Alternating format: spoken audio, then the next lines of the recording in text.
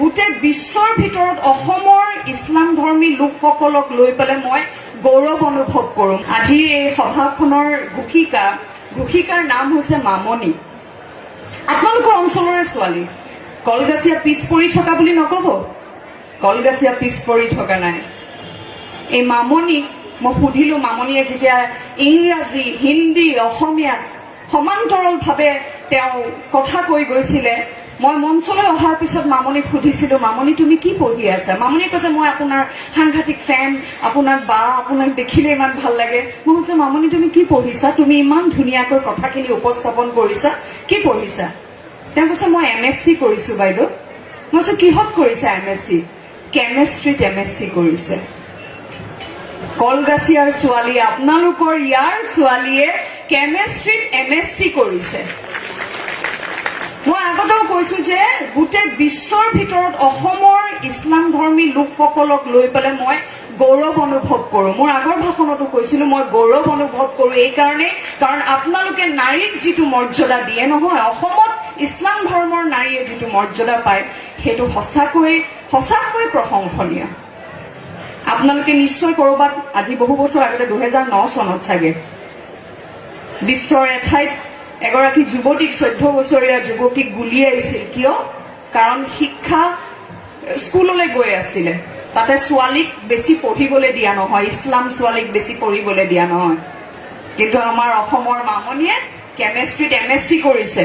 গোটেই বিশ্বৰ ভিতৰত অসমৰ ইছলাম ধৰ্মী লোকসকলক লৈ পেলাই মই গৌৰৱ অনুভৱ কৰোঁ। আজি এই সভাখনৰ ঘোষিকাৰ নাম হৈছে মামনি। আপোনালোকৰ অঞ্চলৰে ছোৱালী। কলগাছিয়া পিছ পৰি থকা বুলি নকব, কলগাছিয়া পিছ পৰি থকা নাই। এই মামনিক মই সুধিলো, মামনিয়ে যেতিয়া ইংৰাজী, হিন্দী, অসমীয়াত সমান্তৰালভাৱে তেওঁ কথা কৈ গৈছিলে, মই মঞ্চলৈ অহাৰ পিছত মামনিক সুধিছিলো, মামনি তুমি কি পঢ়ি আছা? মামনিয়ে কৈছে মই আপোনাৰ সাংঘাতিক ফেন, আপোনাক দেখিলে ইমান ভাল লাগে। মই কৈছো মামনি তুমি কি পঢ়িছা? তুমি ইমান ধুনীয়াকৈ কথাখিনি উপস্থাপন কৰিছা, কি পঢ়িছা? তেওঁ কৈছে মই MSc কৰিছো বাইদেউ। মই কৈছো কিহত কৰিছা MSc? কেমেষ্ট্ৰিত MSc কৰিছে। কলগাছিয়াৰ ছোৱালী, আপোনালোকৰ ইয়াৰ ছোৱালীয়ে কেমেষ্ট্ৰিত MSc কৰিছে।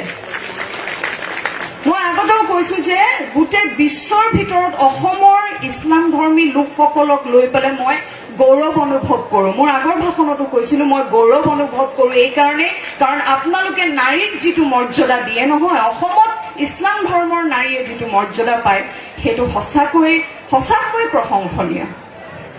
আপোনালোকে নিশ্চয় কৰবাত আজি বহু বছৰ আগতে 2009 চনত চাগে বিশ্বৰ এঠাইত এগৰাকী যুৱতীক 14 বছৰীয়া যুৱতীক গুলীয়াইছিল। কিয়?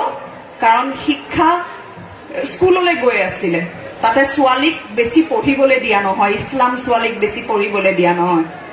কিন্তু আমাৰ অসমৰ মামনিয়ে কেমেষ্ট্ৰিত MSc কৰিছে।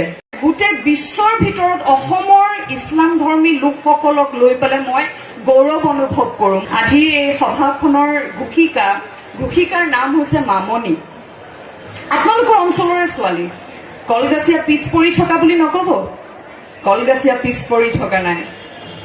এই মামনিক মই সুধিলো, মামনিয়ে যেতিয়া ইংৰাজী, হিন্দী, অসমীয়াত সমান্তৰালভাৱে তেওঁ কথা কৈ গৈছিলে, মই মঞ্চলৈ অহাৰ পিছত মামনিক সুধিছিলো, মামনি তুমি কি পঢ়ি আছা? মামনিয়ে কৈছে মই আপোনাৰ সাংঘাতিক ফেন, আপোনাক দেখিলে ইমান ভাল লাগে। মই কৈছো মামনি তুমি কি পঢ়িছা? তুমি ইমান ধুনীয়াকৈ কথাখিনি উপস্থাপন কৰিছা, কি পঢ়িছা? তেওঁ কৈছে মই MSc কৰিছো বাইদেউ। মই কৈছো কিহত কৰিছা MSc? কেমেষ্ট্ৰিত MSc কৰিছে। কলগাছিয়াৰ ছোৱালী, আপোনালোকৰ ইয়াৰ ছোৱালীয়ে কেমেষ্ট্ৰিত MSc কৰিছে।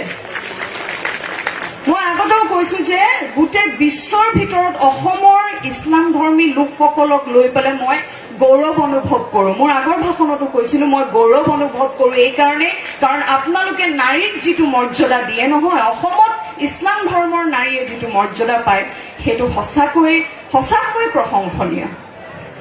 আপোনালোকে নিশ্চয় কৰবাত আজি বহু বছৰ আগতে 2009 চনত চাগে বিশ্বৰ এঠাইত এগৰাকী যুৱতীক 14 বছৰীয়া যুৱতীক গুলীয়াইছিল। কিয়? কাৰণ শিক্ষা স্কুললৈ গৈ আছিলে, তাতে ছোৱালীক বেছি পঢ়িবলৈ দিয়া নহয়, ইছলাম ছোৱালীক বেছি পঢ়িবলৈ দিয়া নহয়।